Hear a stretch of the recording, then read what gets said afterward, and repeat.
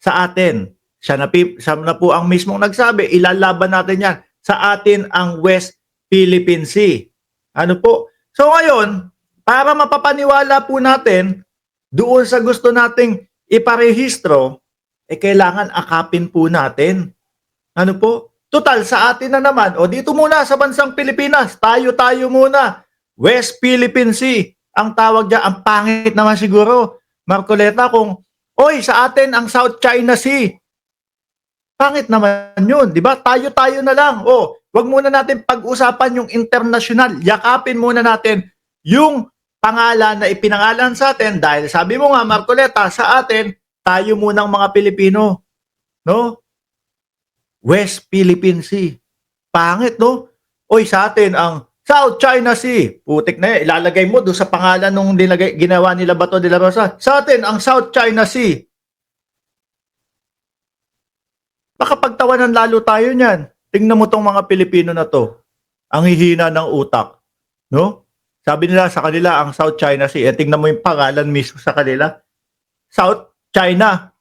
O paano nila sasabihin kanila yan? Di ba? Yakapin muna nating mga Pilipino. Mga bossing. Pero, uulitin ko po, hindi yaan yung mismong pinag-uusapan. Kundi po yung mismong binitawan na there's no such as West Philippine Sea. Kung sinabi niya, walang pangalan na West Philippine Sea. Hindi po iisipin ng mamamayang Pilipino. Di ba? Oh. Yung gagawin. Kailangan lahat ng lakas natin gamitin, maparehistro po natin. Pero ngayon, hindi pa nakarehistro. Tama po. Oh. For sure yung kasama na yung sa lakas na sinasabi ni Marcoleta na ipamukha natin na eto na yung gusto natin pangalan. Kung mismo tayo po ang hindi yumayakap at pauulit-ulitin natin, South China Sea, South China Sea. Wag na, okay na. Tanggap nyo naman. South China Sea naman pala tawag nyo. Okay na yan. Di ba? Walang lakas. Para lumakas, ipamukha natin sa kanila. O eto na, tanggap na ng Pilipino. Again, sir, answer your question in Please. steps by Hold on, sandali. Yes, sir. Please answer the question Yes, directly. The question calls for a yes or no. No, sir, if it's in IHO, yes, through legislation. Sinasabi ko yung IHO because this is the only world body that officially names a particular area of the sea. Kaya sa konteksto po ng pinag-uusapan natin, kaya ko lang nasabi, sapagkat hindi pa po nakatala, we need the international community to recognize a part of our own. Yun lang Boy, cambio talaga, no? po ang punto doon, Mr. Commodore. So kung hindi pa po nakatala, tama po ako, hindi ba? No, sir. Mali. You are inconsistent. Well, ayaw palusutin si Marcoleta. No, sir. I did not say that you're correct. I will not agree that you are correct. West Philippine Sea is our exclusive economic zone. Kasi siguro mga kababayan, naiisip ni Jay Tariela ni Commodore, no? Malamang to pag sinabi ko na tama siya, ganito gagamitin niya sa campaign niya. ano? Ay, nako. Eh, Mr. Chair, wala tayong dispute that. Sinasabi ko na nga sa iyo, yung sinasabi nating West Philippine Sea is our own exclusive economic zone. Yan na. This is ours. You and I should fight for it until the last drop of our blood. Ang sinasabi natin dito, kagaya ng nire-request ng CICC, let us educate our people sapagkat ang alam ng mga tao, lahat tayo, ang alam natin, nakarehistro na. Ang sinasabi ko, hindi pa po nakarehistro. Ikaw ba pwede kang mag-enroll sa isang eskwela nang hindi ka nag-register, nang hindi ka nag-enroll? You answer my question. Of course, sir, there is a Kaya nga, legislation. Malayo yun. Napakalayo ho nun, mga kababayan. Natural, malamang hindi talaga. Pero eto, ang pinag-uusapan, hindi naman po pagpaparehistro to na tipo bang kailangan i-accept, no? Sa ngayon po, unahan na natin, West Philippine Sea, tanggap po ng mamamayang Pilipino, tanggap po ng gobyerno, tanggap po ng Pilipinas. No, ngayon, irehistro natin. Hindi naman po ito kagaya ng eskwelahan na kailangan rehistrado muna bago mo pag-aralin yung bata. Di ba? Dito, ipamukha muna natin sa kanila na ito ang gusto natin pangalan dyan. Pag matatag na yan, paparehistro na po namin. Ito na po. No? Ang layo nung sinabi ni Marcoleta. Gumamit pa ng eskwelahan. Magkaiba ho. Ipakita muna natin sa buong mundo na tayong mamamayang Pilipino, inaakap natin yung pangalan na yon at ito ang gusto nating ipangalan dahil atin to, pag narinig na nila, parehistro po namin to, ito yung gusto namin pangalan. Versus doon sa ikukumpara niya, makakapag-aral ka ba ng hindi rehistrado? Yun, iba yun. No? Magkalayo yun, magkaiba. Kaya hindi pa nakarehistro, Mr. Chair. This is the only point. Let us not create a mountain out of molehill. Bigla mong sasabihin in response to what I said. Pero sir, sorry. Hindi ako papahulog dito sa ganito ni Marcoleta na bigla siyang kambyo na pangalan yung kanyang pinupunto. Kasi po, yung unang sinabi niya, talagang madiin. There's no such West Philippine Sea. Tathang isip, o bla bla bla, at lumabas sa traitor. Hindi ka man lang... Hindi na kontrolado ni Jay Tariela yon, mga kababayan. Doon na yon sa mga taong nagbasa at kung paano nila ipapasok sa isip nila yon. Hindi ka man lang gumawa ng effort, for example, na I did not say that. Ngayon mo lang sinasabi. But people are bashing me. I am pro-China. When is the last time or the first time that I am pro-China? Again, Mr. Chair, I never said that you are a traitor. That is clearly posted on my Makulit si Marcoleta, no? Twitter Pero account. hindi ka po nagbigay ng paliwanag na sinabi mo sana doon sa social media din. Bakit nyo ina-ascribe sa akin na sinabi ko na traitor si Kong Marcoleta? I did not say that. It is only now that you are explaining na wala kang sinabi. Ipipilit ang ipipilit. But kumalat na sa social media, kaya nga tayo nandito. These are the excesses and the abusiveness of social media, Mr. Chair. Nangyari na. Kahit na ilang libong mag-explain ka. Ayan, tama naman ito si Ralph. Gaya ng bigyan muna ng pangalan ang tao, pabinyagan mo kung anong dapat mong ibigay na pangalan. Yaan ang mismong dapat na example. Hindi yung kay Marcoleta. Di ba? Kagaya na lang tama yan. Yan ang eksaktong-eksakto, mga kababayan. No? Pagkaluwal, ano pangalan nito? Hindi po mapaprocess ang birth certificate nito, mga magulang kung walang pangalan. 'Di ba? Mag-isip po kayo ng pangalan. Saka natin i-rehistro. Di ba? Tama si Ralph Laur. Dito, yung tao, narinig na nila na ikaw ang nagsabi because meron ka pang litrato doon Mr. Pinipilit niya na si Jay Tariela, mga bossing, ang nagsabi na traitor siya. No? Gusto niya kasing makuha yung mahiwagang sorry. Hilig ni Marcoleta sa ganyan.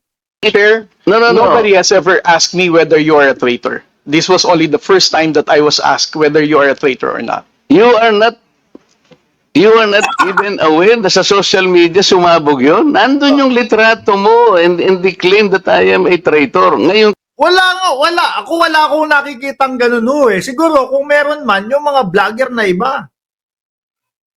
Ano po? Yun ang dapat hagilapin ni Marcoleta.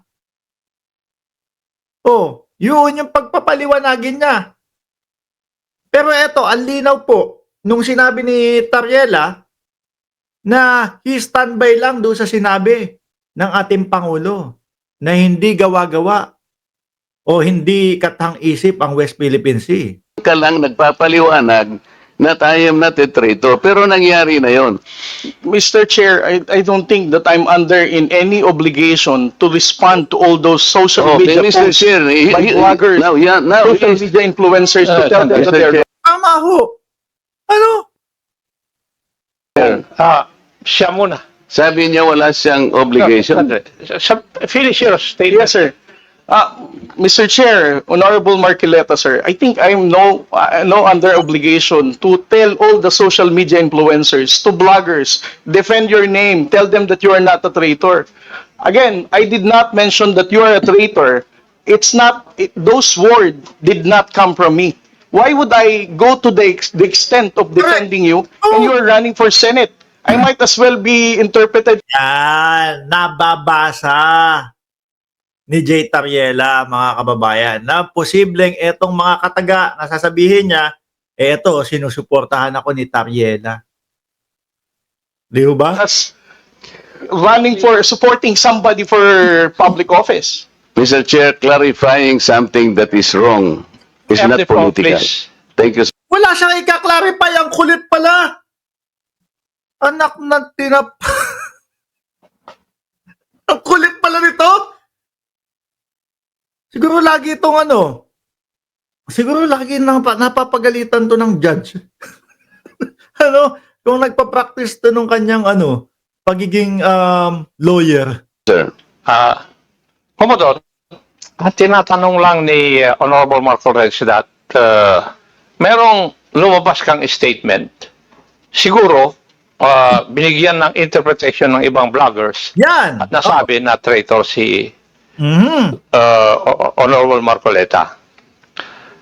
Ang tinatanong niya is, unang-una, alam mo ba ito na gano'n na nangyari? Would you know? No, sir, because when it became a social media popular post, I was not here in the country. I was actually in the official business outside. So, Saka hindi naman yan mga vlogger, hindi naman vlogger yan na talagang kailangan kami lahat sasalain namin, hanapin namin yung mga pinag-uusapan talaga sa politika. Di ba? Oh. so when did you come to know about this? Sabi ni JQ, traitor ang intindi ng public. Eh di traitor si Marcoleta. Finish. I only came to know about it when Congressman Marcoleta called me Gago and Mangmang Ayan. in one of his interviews. So when was that? Yan.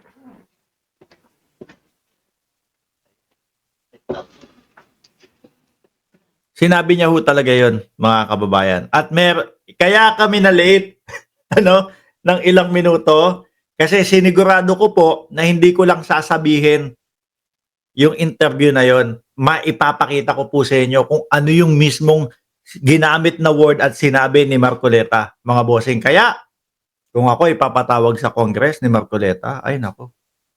Lahat ho yan dadalin ko, mga kababayan.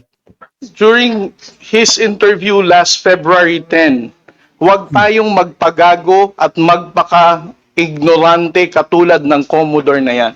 Mhm.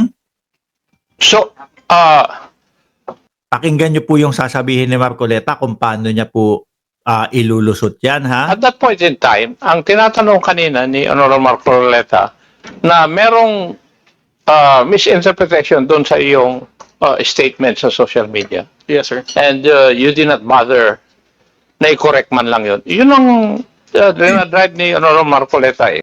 O kaya, wala nga, sinagot na ni Tariela na wala.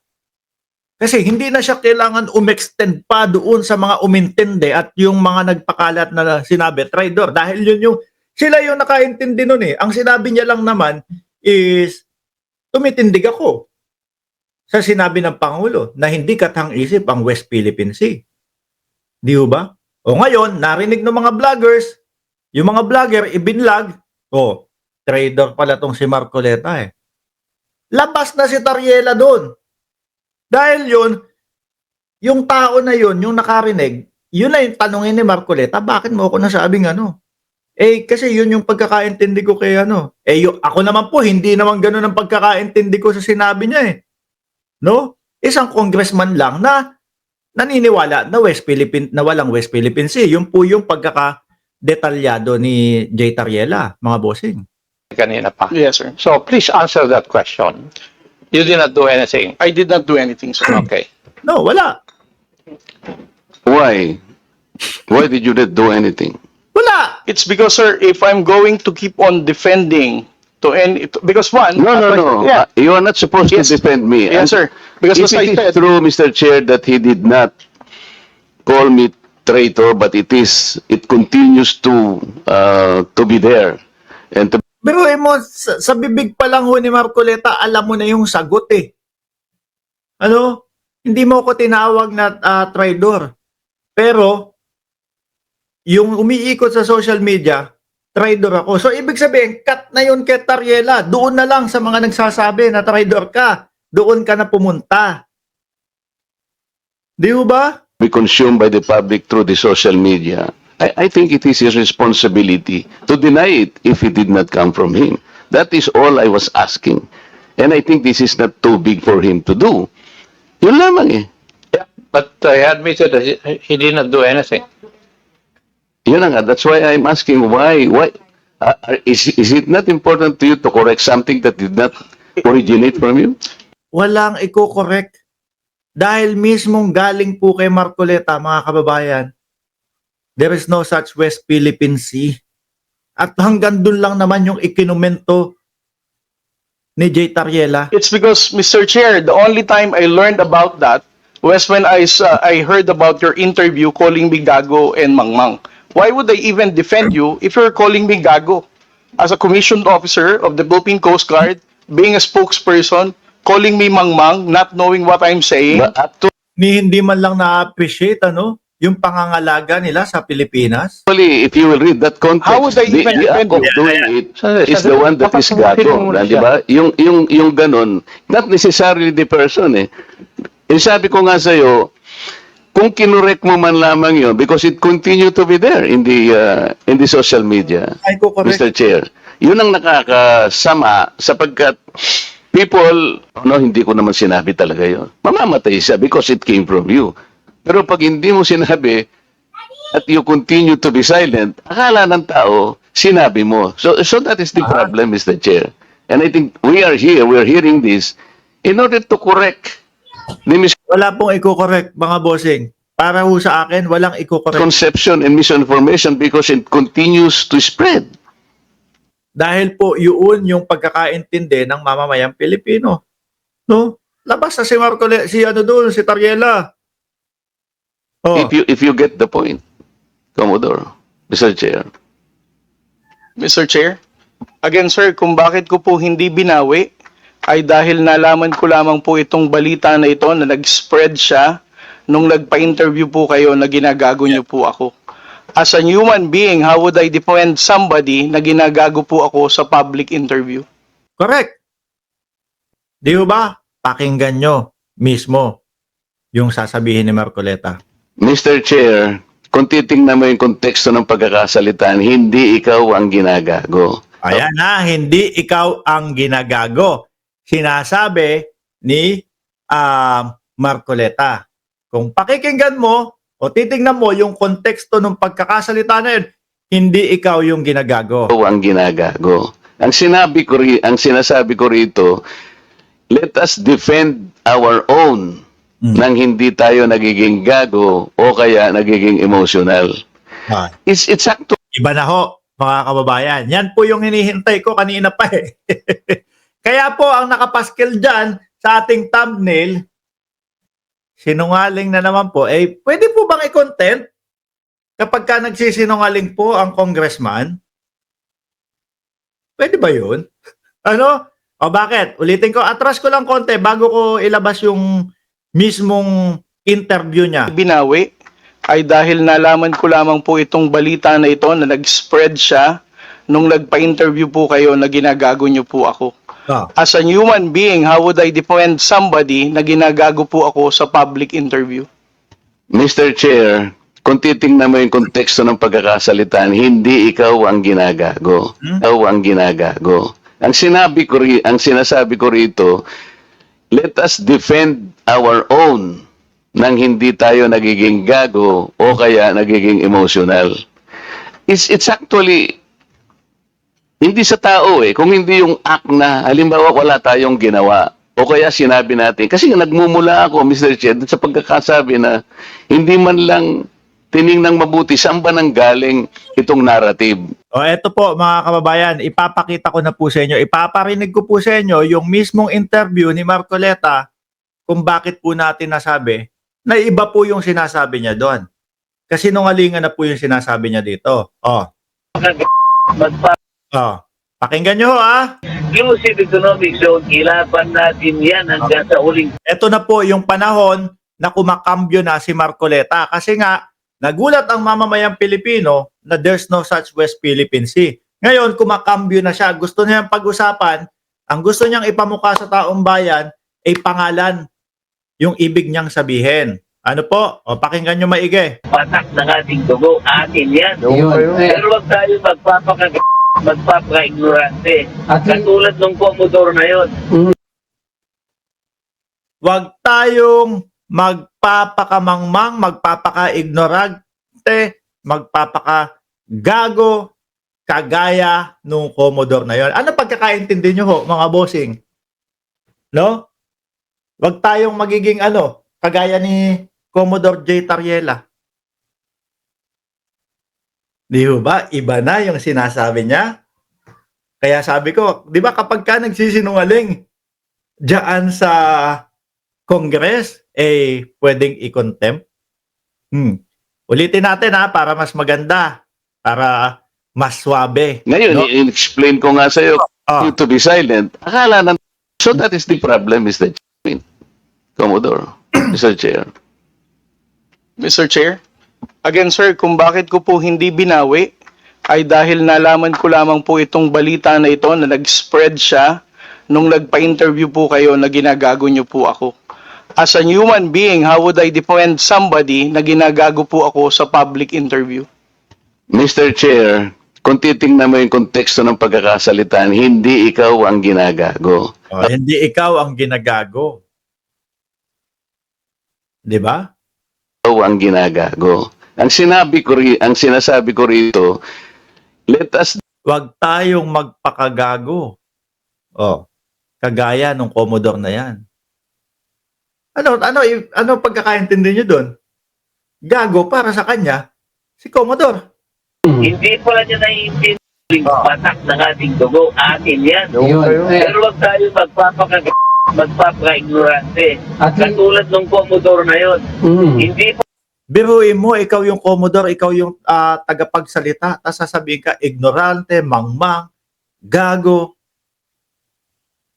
Huwag tayong magpapakagago, kagaya nung Commodore na yon. Di ba? pala niya naiintindihan na hindi pa siya nakasulat sa mapa ng mundo ng karagatan.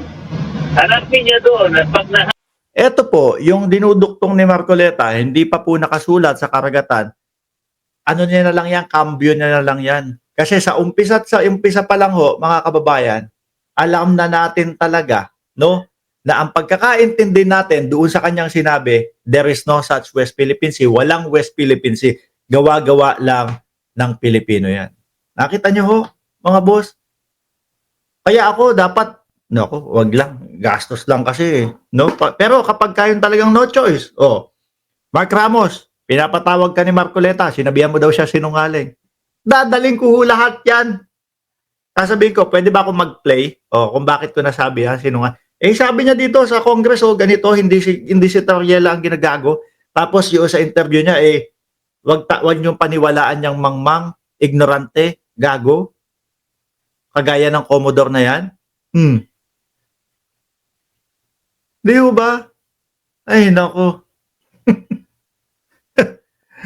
At yan po, mga kababayan, ang tingin ko, no?